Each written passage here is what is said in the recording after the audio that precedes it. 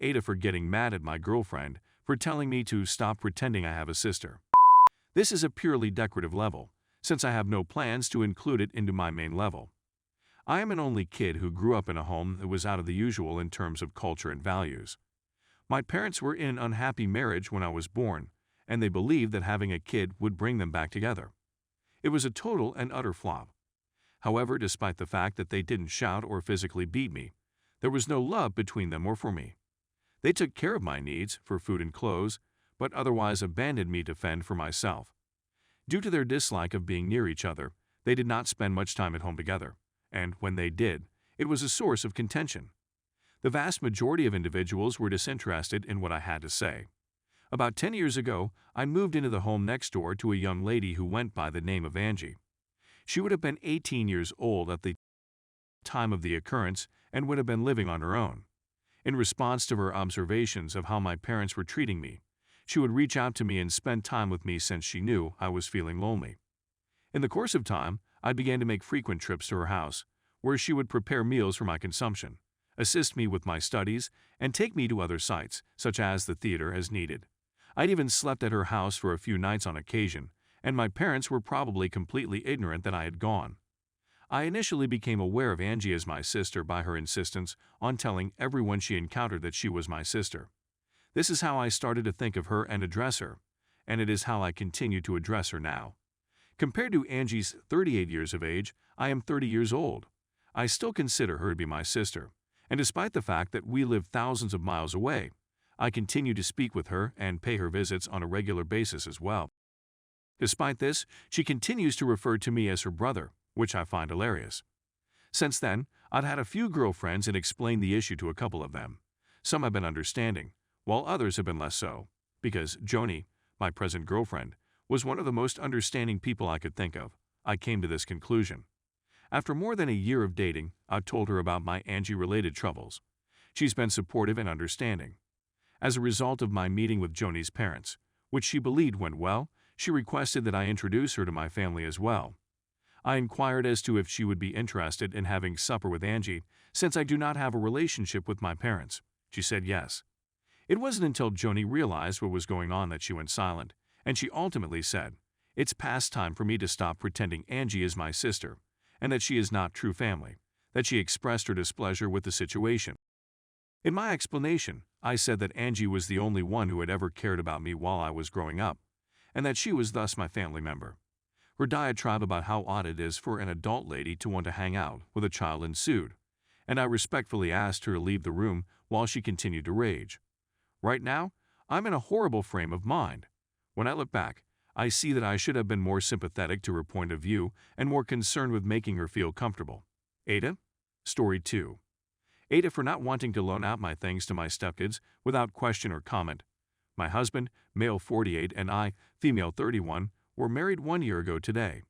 He has 3 children from a previous marriage, who range in age from 13 to 17 years old. They're great children, and we have a nice and healthy relationship with them. Because the children's biological mother is around, I'm more of a jovial aunt than usual.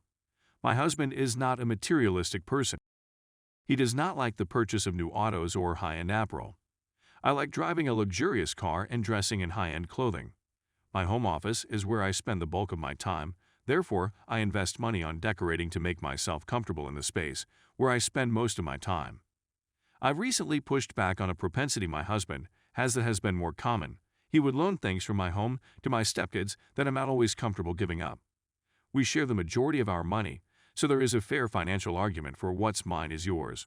For example, when my SD school had a theme day, my DH surprised her with an expensive pair of my sunglasses, a leather jacket, and higher quality boots to wear to school. After they had returned from her mother's house, I didn't realize she had them until the next week. The sunglasses had been scuffed, and the boots had been scuffed too. In response, DH said that children would just be children. If anything was taken from my closet, I requested that I be notified in advance, and my husband encouraged me not to place restrictions that make the children feel like they aren't a part of the family. My automobile was engaged in the incident that led to the creation of this piece.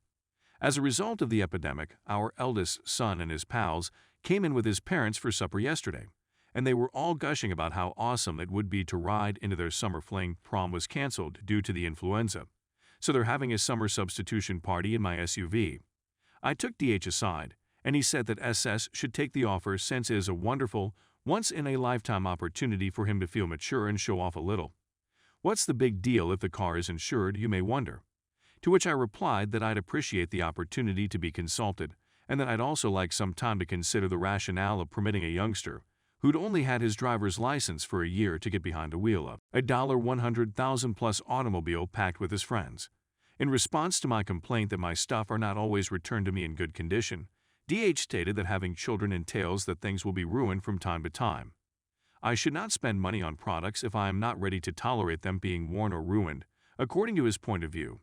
If he wants to gift his children costly or designer things, I suggested that he buy them himself, and he responded by saying that it was foolish of him to spend money in that way since it was not his own style, and he was right.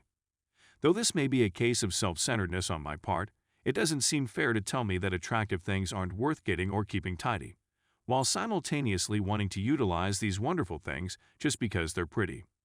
Thank you, Ada, for exercising my right to be heard before my SS was given with a vehicle, and for keeping the freedom to reject my husband if I find myself in a situation where I am not comfortable. But although I don't want to be that stepmom, the circumstances surrounding this situation reeks of hypocrisy. Update. In reviewing the almost unfathomable amount of responses, the most encouraging advice I got was to approach the matter from the lens of individual sentiments and respect, rather than concentrating on the monetary worth of my worries or the objects themselves. Although I admire his family's approach to pooled stuff, I told my husband that when someone excludes me from a conversation about my items or things that are important to me, I feel the polar opposite of included, excluded rather than included, and as a result, I feel completely excluded from the inner circle of friends and family. I also underlined how vital it is to me to be able to communicate freely. When I told my husband that I was not expecting him to comprehend my point of view, he responded by saying that he would have to respect my point of view. In an effort to get the argument back on track, he said that he never had to be concerned about anything breaking or being damaged, since he knows I can quickly replace anything with the money we had stored up in our savings account. Having stressed again that it was not about the objects or the money, I stated that it was about the hardship of having to clean up after someone else, which could have been avoided totally if only a few simple boundaries and expectations had been established in the first place. I explained to him that I never assign responsibility to someone without first consulting them, and that this was exactly what he was doing to me by being so careless with my belongings. He agreed, and we were able to go on. A light bulb went out in his brain after receiving the letter, and he immediately apologized. We now have a plan for the future. For his part, husband pulled Stepson aside and told him that he had spoken too quickly, that he hadn't contacted me about the car before making his decision about it, and that after more conversation, we both had serious reservations about his accepting it. Our transportation for the evening had been arranged by my husband's friend's son, who is now enrolled in college and working as an Uber driver. After supper, he'll take the youngsters with him to the place where their photographs will be taken, and then back to the celebration. Thank you to everyone who took the time to leave a remark on the original blog article.